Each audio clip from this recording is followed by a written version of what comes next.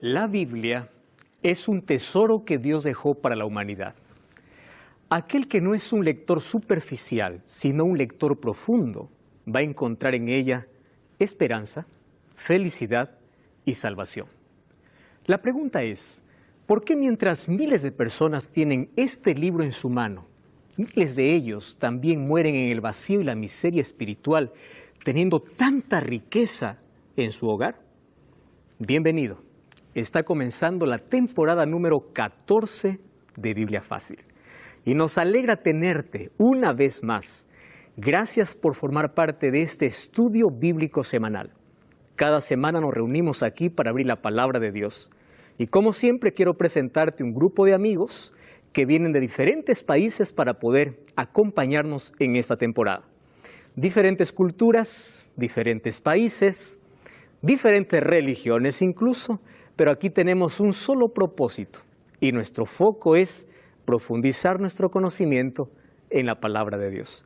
Yo quiero saludar de manera breve a todos quienes nos acompañan en esta temporada y vamos a ir conociendo a cada uno de ustedes a medida que pasan los programas.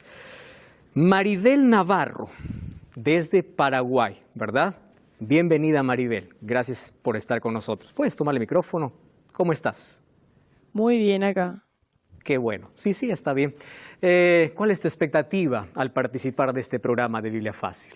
Y la verdad que me encantaría conocer más de Jesús y la Biblia en sí. Tú eres promotor en ventas, ¿verdad? Sí. Promocionas o promueves la salud allá en tu país. La verdad que sí. Qué bueno. Nos alegra tenerte aquí con nosotros. Bienvenida a Biblia Fácil. Gracias por estar aquí. Y a medida que pasan los programas vamos a ir conociendo un poquito de cada uno de los que están aquí. Doy también la bienvenida aquí a Claudia García. Ella es abogada y viene desde Bolivia, ¿verdad? Sí. ¿Cómo sí, estás, pastor. Claudia? Bendecida. Qué bueno. Bendecida de tener la oportunidad de haber llegado hasta acá, de conocer experiencias, Qué maravilla. de conocer a personas bendecidas como las que están hoy acá y agradecer a usted que es autor de esto. Oh, gracias a Dios por el privilegio que nos da siempre de poder reunirnos. Gracias. Y saludo de manera breve. De ahí vamos a conocer a Wilfrido Núñez, él es profesor también desde Paraguay, está aquí con nosotros, ¿verdad, Wilfrido? Sí, así es. Bienvenido. Gracias. ¿Cómo estás? ¿Todo bien? Todo bien, excelente. Con mucho interés para aprender. Con muchas ganas. Ahora, tú eres profesor, Wilfrido. Así es, de física Conoces y química, sí. perfectamente la didáctica y todo de este programa. Sí. Gracias por estar con nosotros. Al contrario, gracias a usted. Bienvenida también Liz. Liz nos visita desde Paraguay. ¿Cómo estás, Liz? Sí, súper bien. Estudiante de Derecho. Sí. Wow, tenemos ya una abogada y una estudiante de Derecho. Gracias por estar con nosotros. Gracias. Nos alegra que estés aquí y gracias por participar de esta temporada. Gracias a ustedes. Muy bien, gracias Liz. Florencia desde Argentina, Florencia Vagatín. ¿Es así tu apellido? Vagatín. Sí, de origen ese Italiano. apellido italiano. Tú Sí. tienes descendencia italiana. Sí, Wow, interesante. Tú estudias psicología. sí, estudio Estás psicología. terminando ya la carrera de psicología. Sí, Qué terminando. bueno. Nos alegra tenerte aquí. Bienvenida. Muchas gracias por invitarme también. Gracias por estar aquí. Y finalizo aquí saludando a Soleil. Soleil es de Uruguay. ¿Cómo estás, Soleil? Bienvenida. Muy bien, muchas gracias. Qué bueno. Acá, bendecida con todos los compañeros y todos con un mismo propósito de aprender más sobre Jesús, sobre la Biblia y agradecida a Nuevo Tiempo. Y no vamos a perder más tiempo, entonces ¿Sí? estamos listos Así para es. poder tomar nuestra Biblia y poder conocer más de ella. Aquí tenemos una costumbre, antes de poder abrir la palabra de Dios, vamos a orar. ¿Oramos? Querido Dios, te damos gracias por esta oportunidad que tenemos de abrir tu palabra junto a miles de personas que están viendo este programa. Queremos que tu Santo Espíritu una vez más nos conduzca a tu palabra para conocer el mayor tesoro que encontramos en ella, que es Cristo, al mostrarnos el plan de salvación. Tu Santo Espíritu nos guíe en el nombre de Jesús. Amén. Hoy vamos a hablar sobre lo que Jesús enseñó sobre las Sagradas Escrituras. En cada temporada nosotros vemos desde una óptica diferente o ampliamos mejor las enseñanzas de Jesús en respecto a ciertos temas. En esta temporada vamos a ver algunos aspectos que en la temporada anterior no hemos visto. Por ejemplo, en el estudio de hoy vamos a tomar un texto base con el cual vamos a iniciar nuestro estudio. el libro de San Juan capítulo 17, versículo 17, encontramos la oración sumo sacerdotal de Jesús. Aquí tenemos el texto y dice, santifícalos en tu verdad, tu palabra es verdad. ¿Cómo llamó Jesús a su palabra? Como la verdad absoluta. Nosotros vivimos en un tiempo donde pareciera que no existe una verdad absoluta. Ya se dieron cuenta que en nuestra sociedad posmoderna, cada quien quiere tener su propia verdad. Y una de las alertas que Jesús hizo sobre el tiempo del fin es que en este tiempo las personas correrían tras la mentira antes que la verdad. Jesús dice en Mateo 24, mirad que nadie os engañe. ¿Por qué? Porque la mentira parece que está por encima de la verdad.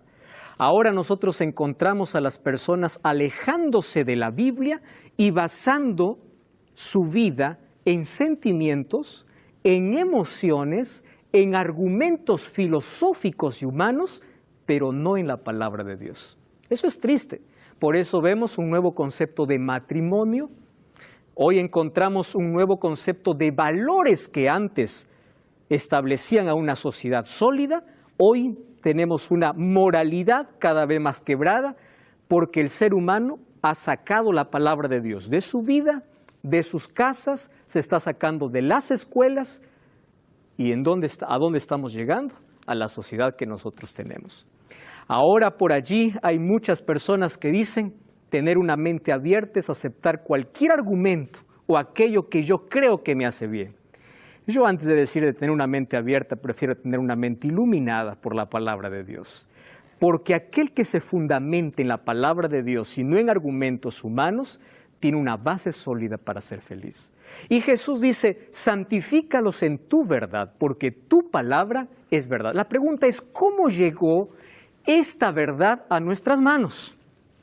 Y para eso encontramos un texto, segunda de Pedro, capítulo 1, versículo 19 al 21.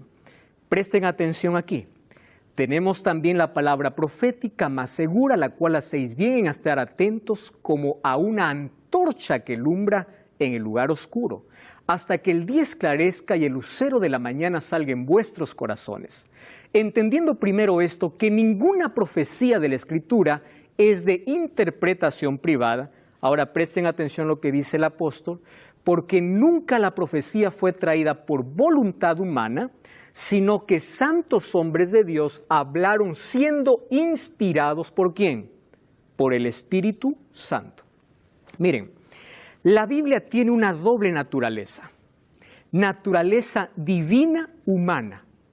Divina porque ¿quién es quien inspira? El Espíritu Santo. Y humana porque ¿quiénes son los escritores? Los profetas. Ustedes se encuentran allí, ¿verdad? La parte divina, inspirando, y la parte humana, escribiendo, intentando colocar ese mensaje en un lenguaje comprensible para la humanidad. Hay una palabra que está colocada allí, y basándome en eso yo quiero colocar otras dos palabras que nos hacen muy bien poder comprenderlas. Existe la palabra revelación, la palabra inspiración y la palabra iluminación. Estas tres palabras nos van a ayudar a tener una comprensión muy amplia sobre las Sagradas Escrituras. Vamos por la primera, revelación. Dios se reveló de tres maneras, o se revela de tres maneras a la humanidad. La primera se llama una revelación general. ¿Qué es la revelación general? Dios se revela a través del universo, a través de la naturaleza. Alguien dice, cada vez que la ciencia abre una puerta, encuentra a Dios detrás de ella. Cuando vemos la naturaleza, Salmos 19:1 dice, los cielos cuentan la gloria de Dios. Es decir, Dios se revela a través de la naturaleza, a través de la historia, a través de la conciencia. Dios se revela. Esa es una revelación general. Pero también existe una revelación específica. ¿Qué es la revelación específica? Dios tratando de colocar un mensaje para la humanidad a través de un profeta. Es por eso que los profetas recibían revelaciones a través de sueños, a través de visiones, a través de palabra de Jehová me vino y me dice que digan. Los profetas reciben. Y el conjunto de todo aquello que Dios colocó en la mano del profeta es lo que hoy llamamos Biblia. Es decir, la Biblia es una revelación específica. Pero existe una tercera revelación que yo gusto de llamar la máxima revelación. ¿Cuál es la máxima revelación de Dios? A través de Jesucristo. Entonces, Dios se revela de manera general a través de la naturaleza, de manera específica a través de la palabra de Dios y de manera máxima a través de Jesucristo. Eso es revelación. ¿Y qué cosa es inspiración? Inspiración es el proceso por el cual Dios comunica al profeta un mensaje. Es decir, nosotros no podemos ser inspirados. ¿Quiénes eran los únicos inspirados? Los profetas. ¿Qué significa inspirado? Dios no dictaba las palabras. Dios colocaba el mensaje y los profetas lo escribían en su propio idioma. Por eso es que encontramos en la Biblia una variedad de escritura. Un Pablo que escribe un poco más complejo que un Juan que escribe de una manera más simple, de una manera más entendible, ¿verdad? Porque Dios usa de acuerdo a la capacidad de cada persona. Eso es inspiración. ¿Y qué cosa es iluminación? Iluminación es el proceso por el cual el Espíritu Santo nos ayuda a comprender la palabra de Dios. Es decir, nosotros no somos inspirados, pero sí somos, ¿qué cosa? Iluminados. Cuando pedimos que Dios pueda hablarnos, el Espíritu Santo ilumina nuestra mente para hacernos comprender aquello que inspiró al profeta. ¿Se comprende eso? Revelación, inspiración e iluminación. En todo este proceso hubo un agente. ¿Quién es? El Espíritu Santo. El Espíritu Santo está aquí para iluminar incluso nuestro conocimiento en la profundidad de la palabra de Dios. Ahora viene una pregunta. ¿Cómo si la palabra de Dios es inspirada por Dios y todas las religiones cristianas tienen una sola Biblia? ¿Por qué hay 34,000 denominaciones cristianas si todas usan la Biblia? ¿Verdad? Si la palabra es inspirada por Dios, ¿por qué tanta división? ¿Por qué tanta placa? ¿Por qué? ¿A qué se debe? Ahora, esa es una muy buena pregunta, porque hay algunas iglesias que entienden de una manera, interpretan de otra manera. Algunas son flexibles, otras parecen más rígidas, algunas parece que el evangelio lo hacen más complejo, otros parece que lo hacen más sencillo. ¿A qué se debe? Entonces hoy tenemos que responder esa pregunta. Saben, eso ha hecho que nuestro mundo posmoderno rechace la verdad. ¿Por qué rechaza la verdad? Porque dicen, la religión es un negocio, cada día se abren nuevas iglesias, cada una dice tener la verdad, pero esa no nos responde. ¿Por qué existen tantas religiones o tantas denominaciones religiosas si solamente hay una Biblia? ¿Alguna vez ustedes se han preguntado eso? Vamos a la respuesta. Y yo encuentro por lo menos 3 razones. ¿Está bien? Vamos a analizarla. Primera razón, acá hay un libro que nos ayuda. Dios tiene un pueblo que sostiene la Biblia y solo la Biblia en todas sus doctrinas. Ni las bases de los sabios, ni las deducciones de la ciencia, ni los credos o decisiones de concilios, ni la voz de las mayorías. Nada de esto debe ser considerada como evidencia en favor o en contra de cualquier punto de fe religiosa. Presten atención aquí. Antes de aceptar cualquier doctrina o precepto, debemos confirmar si lo autoriza un categórico, así dice Jehová. ¿Cuál es la primera razón por la cual existen muchas denominaciones religiosas? Porque muchas de ellas no tienen un fundamento sólido en la palabra de Dios. Hay muchas denominaciones que tienen creencias en tradición, ¿verdad? O en lo que la iglesia dice. Pero qué peligroso es encontrar a alguien que no sepa fundamentar su creencia, o qué triste es encontrar a alguien que no sepa fundamentar con así dice la Biblia. Entonces, nuestra respuesta no debe ser así dice el pastor, así dice el sacerdote, así dice la iglesia. Cuando nosotros tenemos que creer en algo, ¿dónde está nuestro fundamento? En la Biblia. Debe ser así dice Jehová. Y por allí ya vamos a descartar a muchas, ¿correcto? Vamos a la segunda razón. La Biblia, cuyas verdades fundamentales pueden entenderlas aún los niños, sin que puedan comprenderlas exhaustivamente los cerebros más privilegiados, se presenta las más variadas y antojadizas interpretaciones si no se la estudia debidamente. Entonces, ella satisface las elevadas expectativas de quienes la escudriñan con propiedad. ¿Cuál es la segunda razón? ¿Por qué con una sola Biblia hay tantas denominaciones religiosas? La segunda razón es porque muchas nacen sin una profundidad teológica. Cuando hablamos de teología estamos hablando del conocimiento de Dios. Hay muchos que solamente tienen una base superficial. Y cuando digo superficial, hay muchas creencias que están basadas en un solo texto, pero no en toda la Biblia. Ahora yo les voy a explicar cuán peligroso es sacar un solo texto descontextualizado de su contexto al cual está diciendo y de allí poder sacar incluso una creencia. Eso vamos a ver incluso en toda esta temporada. Entonces, la segunda razón es porque hay falta de profundidad en el estudio de la Biblia. ¿Cuán importante es todo lo que un líder religioso nos dice? Tenemos que nosotros profundizar si esto es así. Eso hacían los bereanos, dice el libro de Hechos. Por eso eran los más nobles. Y hay una tercera razón. Algunas porciones de la Biblia son demasiado sencillas para ser mal comprendidas, mientras que el significado de otras no puede discernirse a primera vista. Para obtener un conocimiento abarcante de cualquier verdad bíblica debe compararse texto con texto, pasaje con pasaje, y debería haber una cuidadosa investigación y reflexión acompañadas ¿de qué? De oración. Ojo con esto. Cuidadosa investigación y reflexión. El estudio que se lleva a cabo con ese espíritu será ricamente recompensado. Presten atención aquí. Uno de los mayores problemas que existe hoy es que la persona no quiere someterse a la Biblia como autoridad. Prefiere someterse a lo que el líder dice, el pastor dice, la iglesia dice, antes que lo que la Biblia dice. ¿A cuántas personas yo le digo, pero lee, mira, la Biblia dice eso? Pero me dicen, no, pero el pastor dice eso.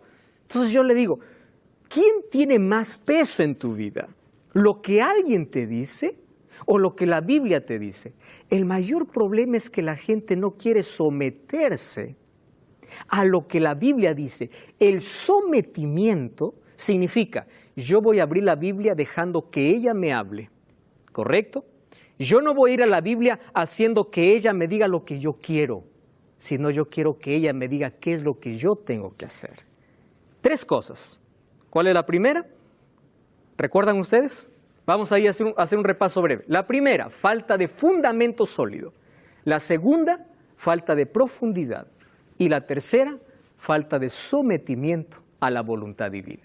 Ahora, cuando nosotros estudiamos la Biblia, necesitamos, por lo menos, esto es lo básico que yo voy a estar aquí enseñando, ¿correcto? 4 principios fundamentales, ¿correcto? Para cuando nosotros estudiamos la Biblia. En este primer estudio vamos a aprender a estudiar la Biblia. Yo también estoy aprendiendo, no soy un maestro y digo que todo lo sé. Todos estamos aquí para aprender. Sin embargo, hay aquí algunos métodos que nos ayudan a tener una mayor comprensión y profundidad en la palabra de Dios. Por ejemplo, tenemos 4 principios básicos, que es sola escritura, prima escritura, tota escritura y el contexto. Yo le voy a explicar por qué incluso están esas palabras así. Sola escritura fue uno de los mayores legados que trajo la Reforma, ¿verdad? ¿Qué significa eso? La Biblia es su propio intérprete, es decir, la Biblia es la suprema autoridad en asunto de creencias o en asunto de salvación. Yo no puedo interpretar la Biblia con filosofía o con ciencia. La Biblia se interpreta sola. Cuando yo no entiendo algo en un texto, ¿quién me va a explicar? La misma Biblia, en otro texto. Eso significa, la única que puede interpretar la palabra de Dios, ¿quién es? Ella misma. Ella misma se interpreta. Yo no necesito otro tipo de interpretaciones. Eso es ser bíblico. Número 2, prima escritura. ¿Qué significa? La Biblia está por sobre toda autoridad humana o eclesiástica. Nadie puede decir, la Biblia dice así, pero la iglesia dice así. Eso es muy peligroso. La Biblia dice así y punto, porque ella es la máxima autoridad. Por eso es prima escritura, es lo que está por encima de todo, incluso más allá de nuestras emociones y caprichos. Número 3, toda escritura. Nosotros tenemos que ver el cuadro completo, es decir, la totalidad de la escritura. Ahora fíjense, hay algunos que desprecian el Antiguo Testamento. Ya vieron a personas decir, el Antiguo fue para el Antiguo, el Antiguo fue para el judío. La Biblia dice en 2 Timoteo 3:15, toda escritura es inspirada por Dios. Y saben una cosa, ¿ustedes saben cuál fue la Biblia que Jesús usó? El Antiguo Testamento, porque el Nuevo Testamento todavía ni se escribía. Aquel que dice el Antiguo ya no vale, entonces Jesús usó un manuscrito que no valía. ¿Cuáles son los manuscritos que usaron, por ejemplo, el apóstol Juan y el apóstol Pablo? La mayor parte de referencias de Apocalipsis, por ejemplo, ¿saben dónde tiene su fundamento? En el Antiguo Testamento. 104 versículos de Apocalipsis, ¿sabe de dónde son tomados? Del Antiguo. El apóstol Pablo, cada vez que escribió una carta, ¿dónde tenía su fundamento? En el Antiguo Testamento. Entonces, aquel que dice el Antiguo ya no vale, el Antiguo ya quedó en el pasado, tiene que profundizar un poco más. ¿Por qué? El Antiguo y el Nuevo Testamento se complementan. Y en ese complemento encontramos el cuadro completo de la salvación. ¿Y qué cosa significa el contexto? Cada vez que yo voy a la Escritura, yo tengo que, cuando leo un texto que es un poco difícil, ver cuál es el contexto, la cultura, el lugar, la circunstancia, el tiempo. ¿Correcto? Ahora, para todo eso necesito depender del Espíritu Santo, pedir ayuda al Espíritu Santo y someterme al Espíritu Santo. 4 principios, ¿correcto? Fundamentales. Ahora, tomando base estos 4 principios, vamos a ver qué cosa nos enseñó Jesús, porque Jesús nos enseña un método cómo nosotros podemos estudiar la Biblia. Existen muchos métodos, ¿correcto? Mas yo voy a tomar el fundamental, aquel que es enseñado por Cristo. ¿Ustedes saben que Jesús era un intérprete de las Escrituras o no? Él lo era. Y vamos a usar su método. ¿Cuál era el método de Jesús? Miren lo que dice Lucas 24:27. Jesús, cuando aparece allí a esos 2 discípulos que iban para Emaús, después de un diálogo que tiene con ellos, dice Lucas, comenzando desde Moisés, cuando hace referencia a Moisés, ¿a qué está haciendo referencia? A los 5 primeros libros que escribió Moisés, que se llamaba el Pentateuco, o la Torá, o libros de la ley, ¿correcto? Y siguiendo por todos los profetas, les declaraba en todas las escrituras de lo que él decía. Jesús nunca tomaba un solo texto de las Escrituras para poder enseñar algo. Él tomaba todas las Escrituras, ¿qué significa? Los libros de la ley y los profetas. Eso, ustedes sabían que eso hoy es una ciencia. Eso es un método de interpretación basado en lo que Jesús hizo. Ahora nosotros tenemos una ciencia que se llama hermenéutica bíblica. Yo sé que en derecho también se usa hermenéutica. Filosofía también se usa. ¿Por qué se usa la hermenéutica? Por una sencilla razón. Para no poder alejarnos de la interpretación o para que la interpretación pueda ser correcta. Aquí tenemos una abogada, ¿verdad? Necesitamos tener una regla. Ahora fíjense, la hermenéutica es una ciencia que busca establecer y describir los principios, métodos y reglas requeridas para interpretar un texto. Ahora, lo que yo les voy a enseñar hoy es algo tan simple y sencillo que todos los cristianos podemos hacer. Me perdonan allí mis amigos de teología, porque en teología nosotros aprendemos un método más amplio, mas hoy estoy hablando para todos nuestros amigos que tienen interés en profundizar su conocimiento en la palabra de Dios. Entonces yo aquí les voy a dar algunas herramientas para hacer de la Biblia un método más profundo, ¿correcto? Para no dejarnos llevar por cualquier persona que viene a decirnos alguna cosa. Jesús ya interpretaba las Escrituras, hoy existe una ciencia que es la hermenéutica, que nos ayuda a poder interpretar la Biblia. Nosotros vamos a entender que hay aquí algunos elementos para nuestro conocimiento. Por ejemplo, la hermenéutica bíblica, les dije que presenta principios y métodos de interpretación. Estos principios se hacen real en un otro trabajo que se llama exégesis bíblica. Yo les voy a explicar aquí algunos pasos que nosotros podemos hacer. ¿Qué cosa es la exégesis bíblica?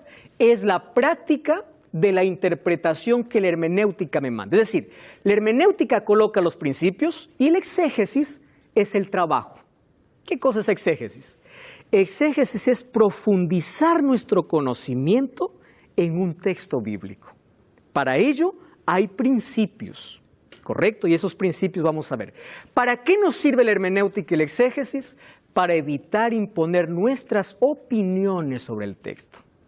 Para eso nos sirve. Además, nos ayuda a explicar de manera clara lo que el escritor bíblico quiso decir cuando escribió el texto, para comprender su significado más profundo y así podamos aplicar a nuestra vida y transmitir la palabra de Dios de una manera fidedigna y relevante.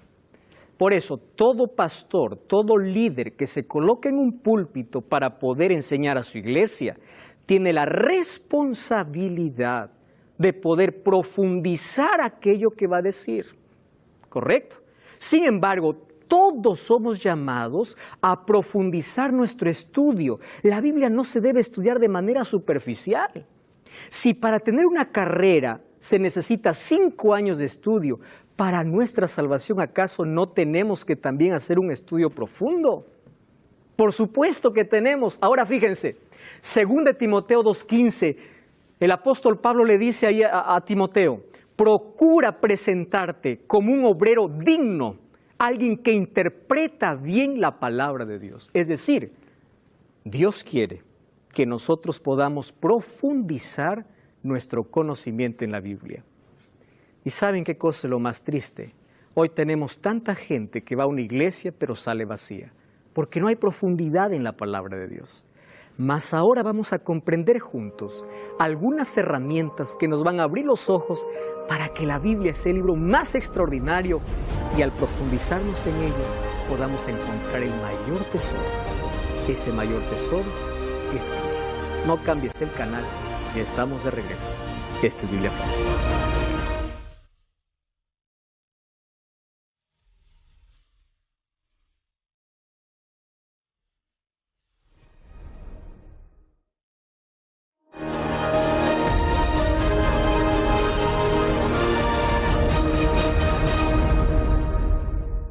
Y estamos de regreso, esto es Biblia Fácil, hoy en una nueva temporada y ya sabes que nosotros tenemos un maravilloso curso bíblico llamado Las Enseñanzas de Jesús. Todo este contenido puedes tenerlo totalmente gratis allí en tus manos. Solamente tienes que ahora mismo enviarnos un WhatsApp al más 5512 98 100 14 60. Hazlo en este instante y nosotros estaremos entregándote este curso en tu dirección. Si vives en Sudamérica, formato físico, a todo color. Si vives fuera de Sudamérica, en formato digital. Pero sé parte de nuestro estudio. Estamos hablando de que la Biblia no puede ser tomado como un libro cualquiera, como un libro donde la lectura es superficial, como el diario. No, no. La Biblia necesita ser leída con profundidad para poder evitar tanto engaño que por allí se proclama. Entonces vimos que hay 2 herramientas que nos ayudan, la hermenéutica y la exégesis. Mas hoy voy a enseñar, esto ya es en un nivel más avanzado, ¿verdad? Mas hoy voy a enseñar cosas tan simples que nos van a ayudar en nuestra profundidad al poder leer la palabra de Dios. Por ejemplo, ¿qué cosa es exégesis y hermenéutica? Es escarbar. Aquí coloqué una imagen, ¿verdad? Es ir a lo profundo. ¿Dónde se encuentra el oro? No se encuentra en la superficie, se encuentra en lo profundo. Para eso estas herramientas nos ayudan. Ahora fíjense, ¿cómo el diablo es tan astuto? En la Edad Media, Satanás persiguió la palabra de Dios. encadenó la palabra de Dios. No quiso que nadie pueda tener la palabra de Dios. Entonces su estrategia era persecución. Hoy el diablo cambió de estrategia. Ya no es persecución. Hoy la Biblia está en las manos de toda la humanidad, casi toda la humanidad. ¿Saben cuál es su estrategia? Interpretación.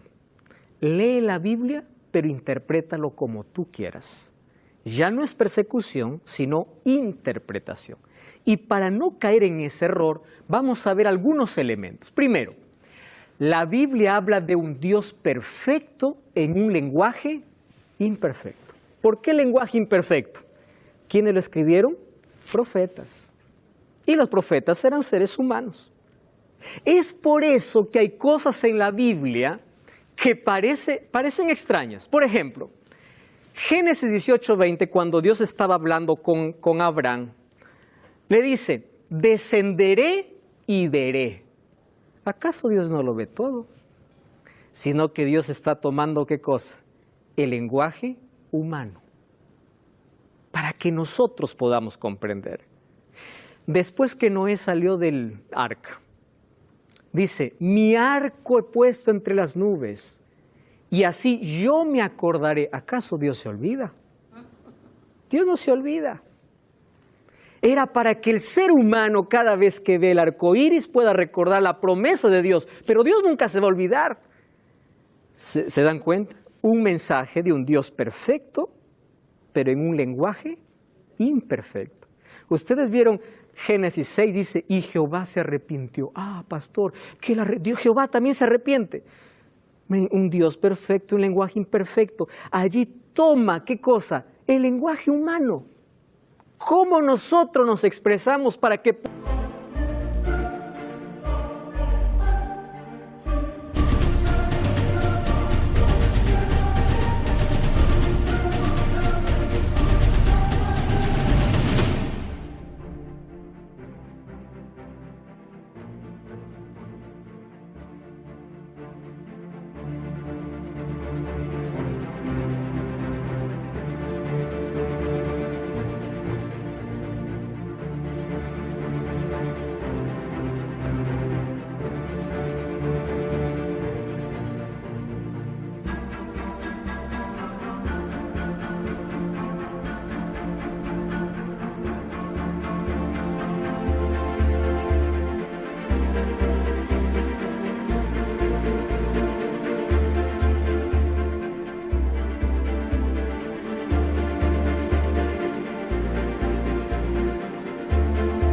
podamos comprender. Ahora fíjense, cuando las palabras quedaron cortas, Juan 1:1 dice, el verbo se hizo carne. Cuando ya no había manera de demostrar a la humanidad la perfección de Dios o quién es Dios, Él mismo se hizo carne.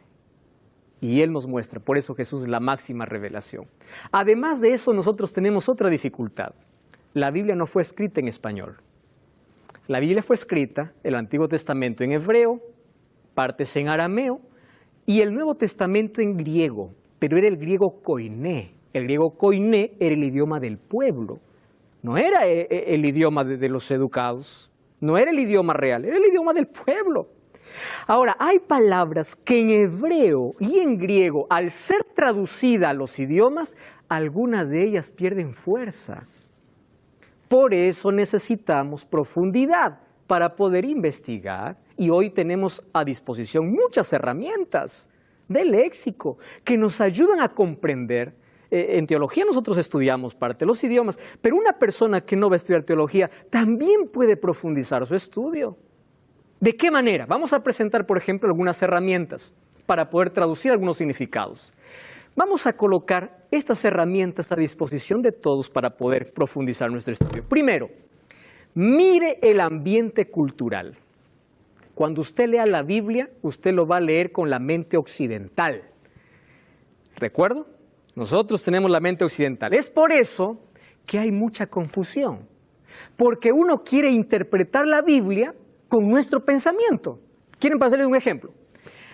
En el pensamiento hebreo, ¿qué cosa es alma? En el pensamiento hebreo, alma es polvo de la tierra, soplo. ¿Qué es alma? tú, yo, es un ser vivo. Entonces, cuando la Biblia dice alma, el hebreo no está pensando lo que piensa el griego. El griego piensa, alma es algo que sale del cuerpo. Y uno quiere interpretar la Biblia con un concepto lejos del pensamiento original. ¿Me están entendiendo? Entonces, cuando nosotros vamos a la Biblia, tenemos que conocer el pensamiento hebreo. ¿Correcto? Otra cosa, infierno. La Biblia, la palabra infierno, Seol, es sepultura. Cuando en el Antiguo Testamento dice infierno, sepultura. Nosotros vamos a la Biblia, infierno. Infierno es un lugar de tormento. Eso no era la mente hebrea. ¿Se dan cuenta? Qué peligroso es cuando empezamos a interpretar la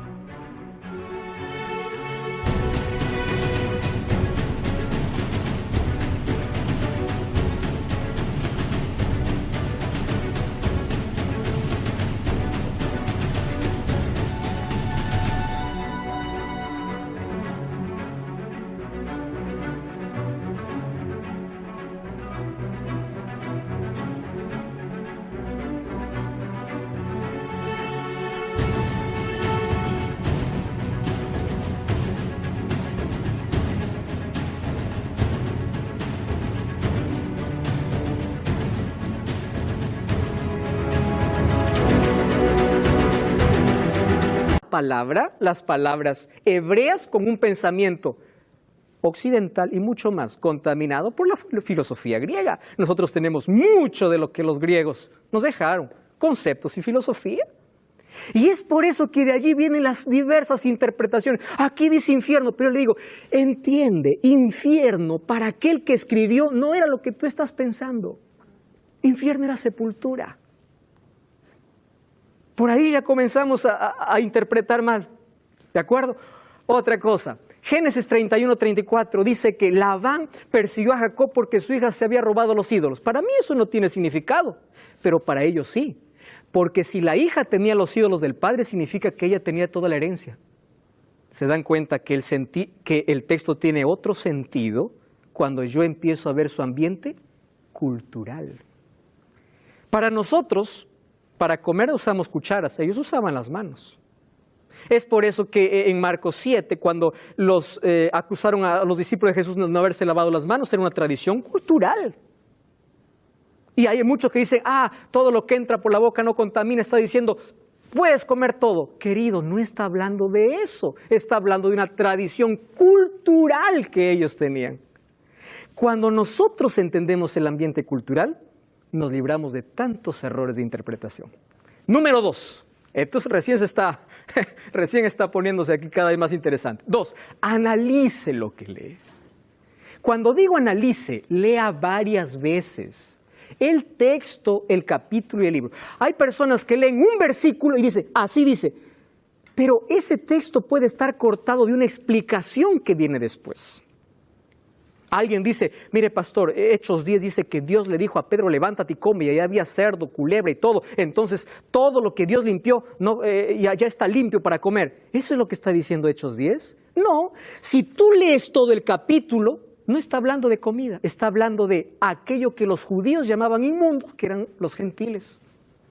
Entonces, cuando leemos un texto, tenemos que leer todo el capítulo, y si es necesario todo el libro, para poder comprender y no hacer interpretaciones vagas. Vea el contexto, el análisis histórico. El apóstol Pablo a veces escribe para resolver un problema. Eso vamos a ver cuando lleguemos a las epístolas. Busquen pasajes paralelos que traten sobre el mismo tema. Entonces, aquí no entiendo un asunto, hay otro libro que lo explica. Y usted se va a dar cuenta que cuando usted tenga la verdad más amplia, tiene una mayor comprensión. ¿De acuerdo? Otro, determine el género literario. La Biblia fue escrita en género literario. Tenemos prosa, poesía. Los escritores identificaron sus escritos en historia, proverbios, profecías, evangelios, parábolas, epístolas. Yo no puedo interpretar una parábola como una profecía. Por ejemplo, en las parábolas se usan muchas imágenes, pero esas mismas imágenes en profecía significan otra cosa. ¿Se da cuenta? Entonces, la persona que va a leer, cuando lee la profecía, tiene que ver, ¿esta profecía qué cosa es? ¿Clásica o apocalíptica? Clásica significa para su tiempo, apocalíptica para nuestro tiempo. Esto que estoy leyendo, ¿qué cosa es? ¿Un símbolo? ¿Una figura? Es así como uno profundiza en la palabra de Dios. Ahora, cada género tiene sus propias características. Por ejemplo, hay algunos que toman la parábola del rico y Lázaro para decir que existe el infierno. Cuando las parábolas no se interpretan de manera detallada, sino se busca el mensaje. Esa es la función de la parábola. Por allí vienen errores de interpretación. Miren, por ejemplo, este es un texto simple. Mateo 5:44. La naturaleza de ese texto es poética. Jesús dijo, amad a vuestros enemigos. Alguien dice, pastor, ¿cómo voy a amar si me hace daño? Yo no tengo amor, yo tengo amor por aquel que amo. ¿Cómo voy a amar a mi enemigo? ¿Qué está queriendo decir Jesús cuando dice amar a vuestros enemigos? Amar es el principio, pero ¿cuál es la explicación? Recuerden que el texto está en forma de poesía. Ahora, la explicación es, tú vas a amar a tu enemigo haciendo 3 acciones. Haciendo el bien a los que te aborrecen, bendecid a los que os maldicen y orad por los que calumnian. Esa es tu manera como tú amas al enemigo. Cuando uno lee el texto de esa manera, uno tiene una mayor comprensión. Encuentre sentido a lo que lee. ¿Qué significa? Mire las palabras que se repiten. ¿Cuál es el texto que sobresale? Y hoy les voy a enseñar de manera sencilla que la Biblia incluso tiene una estructura literaria. Hay una estructura que se llama paralelismo, quiasmo. Por ejemplo, el Salmo 119 fue escrito en forma de un acróstico. Está todo el abecedario hebreo. Por eso es el capítulo más largo que tiene la Biblia incluso. Eso es una estructura. Encontramos textos narrativos, hay libros históricos, proféticos, hay muchos símbolos, hay figuras que revelan el conflicto entre el bien y el mal. Ahora, la Biblia, recuerden que cuando leemos la Biblia presenta no presenta un registro impecable de sus protagonistas. Alguien me escribió una vez, pastor, la Biblia dice que Salomón tuvo 1000 mujeres y yo puedo tener más de una.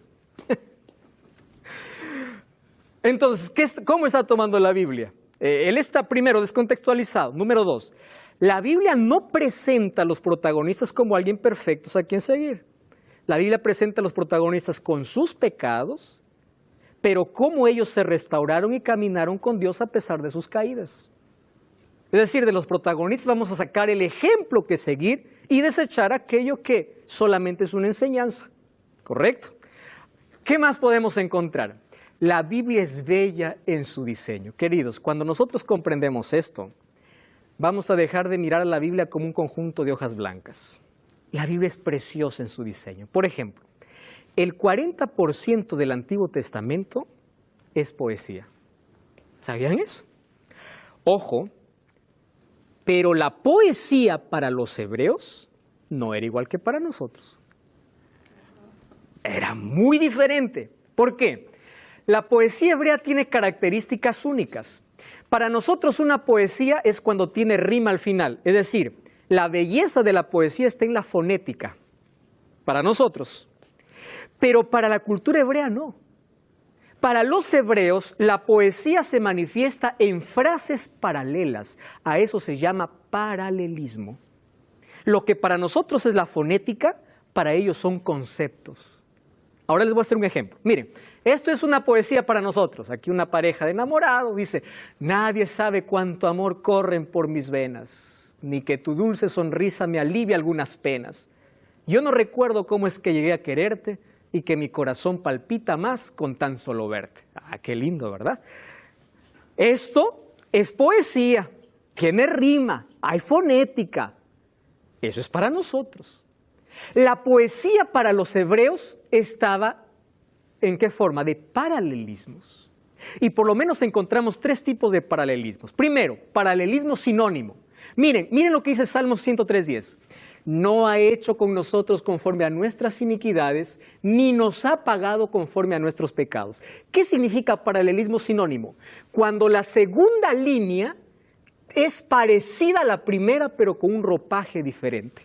No ha hecho ni nos ha pagado. Iniquidades equivale ¿a qué? A pecados. Esto es poesía hebrea. Esto significa paralelismo sinónimo.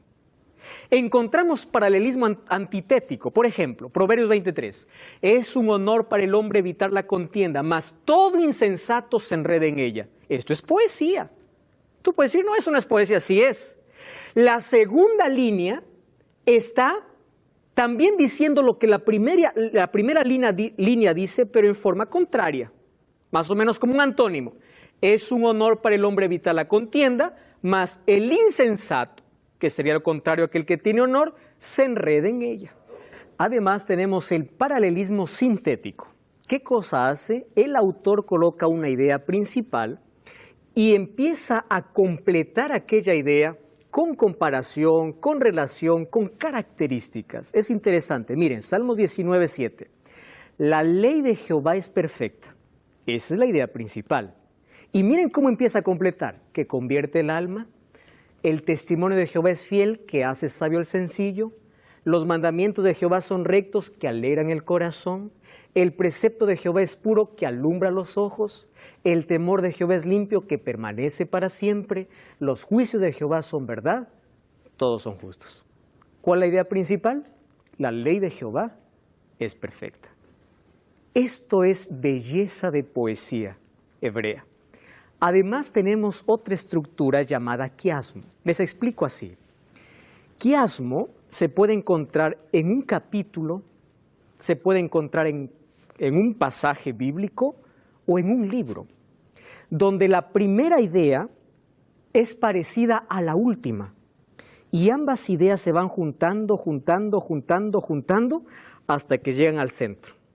Ese centro se llama el clímax del libro, la razón por la cual se escribió el libro. Miren, es aquí cuando Dios y los escritores se volvieron artistas. Miren, por ejemplo, cómo está estructurado el libro de Segunda de Reyes, capítulo 3, desde el capítulo 3 hasta el capítulo 11. Miren, matrimonio con una mujer extranjera, el último matrimonio con mujeres extranjeras. Sabiduría y riqueza, capítulo 3, capítulo 10, sabiduría y riqueza. Dos mujeres prueban la sabiduría de Salomón, capítulo 3, versículo 16. Una mujer, la reina de Sabá, prueba su sabiduría. Síntesis de su gobierno, del capítulo 4, 1 al 34. Síntesis de su gobierno, del capítulo 9, 15 al 28. Su relación con Irán, rey de Tiro. Nuevamente aquí se repite la idea, su relación con Irán, rey de Tiro. Construcción del templo, miren, cada vez se va acercando, y el clímax de todo este pasaje es la dedicación del templo, del capítulo 8, 1 al 66. Esta es una manera como estructuraban ellos pasajes, capítulos y hasta libros. Cuando vamos a Apocalipsis, por ejemplo, encontramos una introducción, una conclusión, una parte histórica del 1 al 11, una parte para el tiempo del fin, del 15 al 22, y el centro del libro es el gran conflicto, capítulo 12 al capítulo 14. La manera como se estructuraban los libros. Observe el tipo de lenguaje. Existen varios tipos de lenguaje, algunos literales, otros figurados. Para aquellos que les gusta la literatura, aquí van a encontrar algo lindo. Por ejemplo, en la Biblia encontramos símil. ¿Qué es la símil? Una comparación. Salmos 1:3 dice, será como árbol plantado. ¿Qué encontramos? Una metáfora. Es una comparación implícita. Es decir, yo quiero dar un concepto, pero lo hago a través de alguna imagen. Cuando le dijeron a Jesús sobre Herodes, ahí en Lucas 13:22 dice, id y decid a aquella zorra. ¿Qué cosa está diciendo Jesús? Aquel astuto. Pero esta es una figura de lenguaje. Pleonasmo es una expresión de redundancia. En Génesis 40:23 dice, el copero no se acordó, sino que se olvidó. ¿Acaso no está redundando aquí? Sí, es una figura de lenguaje que en la Biblia encontramos. Existe exageración que se llama hipérbole. Salmo 6:6, me ha consumido a fuerza de mi gemir todas las noches, inundo mi lecho. Es una exageración. Encontramos hipérbole. Encontramos otra figura que es el eufemismo. Esto es interesante. En la Biblia, por ejemplo, encontramos una palabra ruda que es cambiada por una expresión más delicada. Miren, en la Biblia encontramos la siguiente expresión. Él cubre sus pies en la sala de verano. Eso está en 1 Samuel y Jueces capítulo 3. ¿Saben qué significa? Él está haciendo sus necesidades. Cubrir sus pies era el vestido que usaba. sala de verano era hacer sus necesidades fisiológicas. ¿Cómo cambia una figura ruda o un tipo de lenguaje rudo por algo más delicado? Por ejemplo, las parábolas tienen también criterios para ser interpretado. Nosotros tenemos que analizar cuál es la verdad central, qué cosa es lo que quiso enseñar Jesús, cuál es el contenido de la parábola, cuáles son las palabras que se repiten, cuál es el trasfondo cultural. Cuando vemos las epístolas tenemos que conocer el trasfondo histórico. A veces Pablo parece estar atacando la ley en el Nuevo Testamento, en los libros de Gálatas y Colosenses, cuando en verdad está atacando el legalismo y no la ley de Dios. Tenemos que ver en qué circunstancias se escribió una epístola, a quién se escribió. Cuando analizamos todo ese cuadro, tenemos una comprensión correcta de las Sagradas Escrituras. Finalmente, es el análisis teológico. Y esta es la pregunta más importante. Cuando nosotros hemos escarbado a profundidad con aquellos elementos que hemos presentado, viene la pregunta más importante. ¿Y cuál es la pregunta más importante? ¿Qué cosa es lo que Dios quiere decir para mí a través de ese texto? ¿Cuál es la enseñanza para mi vida? Pero se dieron cuenta que hay herramientas que nos ayudan a colocar el mensaje en su pureza, en su contexto. No trabajar con un texto aislado para poder predicar aquello que la Biblia no enseña. ¿De dónde sale la enseñanza del tormento eterno? ¿De dónde sale la enseñanza de que el ser humano tiene un alma y no es un alma? Son de aquellas interpretaciones aisladas de la palabra de Dios. Y es por eso que un consejo para todos es, cuando usted estudie la Biblia, vea el plan completo de salvación, mire la belleza de su estructura, pero sobre todo, ore, estudie, analice, profundice, crea, no discuta la palabra de Dios, practique y luego predique. Jesús nos enseñó, escudriñad las Escrituras, vayan a lo profundo, porque allí van a encontrar la vida eterna y ellas son las que dan testimonio de mí. Timoteo dice que aquel que desde la niñez sabe las Sagradas Escrituras es sabio para salvación. ¿De qué sirve tener todo tipo de conocimiento cuando no tenemos el conocimiento de salvación? Además, Jesús pudo vencer a Satanás en el desierto solo con la palabra de Dios. Ustedes saben que las respuestas de Jesús a Satanás todas estaban basadas en Deuteronomio. Su primera respuesta, Deuteronomio 8, segunda, Deuteronomio 6, tercera, Deuteronomio 6:13. Y el apóstol Pablo dice que la palabra de Dios es nuestro yelmo de salvación. Ella nos protege de la tentación, ella nos protege contra el enemigo. Por eso Jesús dice, si ustedes erran, lo hacen porque ignoran las Sagradas Escrituras y el poder de Dios. Y hay una promesa maravillosa. Bienaventurados aquellos que oyen la palabra de Dios y la guardan. Mas quiero que pienses en lo siguiente. ¿Cuánta bendición te estás perdiendo por no profundizar en la palabra de Dios y encontrar el mayor tesoro que es Jesús? Hoy te invito a no ser un lector superficial, a ser una persona feliz, porque tiene una cosmovisión diferente de la vida. Aquel que tiene la palabra de Dios en su corazón es feliz porque encuentra los principios de felicidad que Dios estableció. Deja de ver a la Biblia como un libro superficial. Empieza a profundizar tu conocimiento y vas a encontrar el mayor tesoro de tu vida, que es Cristo presentándote todo su plan de salvación. Tú quieres descubrir la bondad de Dios, quieres saber cuán bueno es para tu vida, empieza a abrir la palabra de Dios. Tú no puedes seguir viviendo en el vacío cuando hay una riqueza espiritual. Tú no puedes vivir en la miseria de la vida cuando en tu casa tienes un libro donde se presenta la mayor carta de amor, donde vas a entender cuál es tu valor. La Biblia te guía, te ilumina, presenta principios de felicidad, pero sobre todo te presenta a Jesús que quiere darte la eternidad. ¿Quieres colocar esa palabra en tu corazón? David decía, en mi corazón he guardado tu palabra para no pecar contra ti.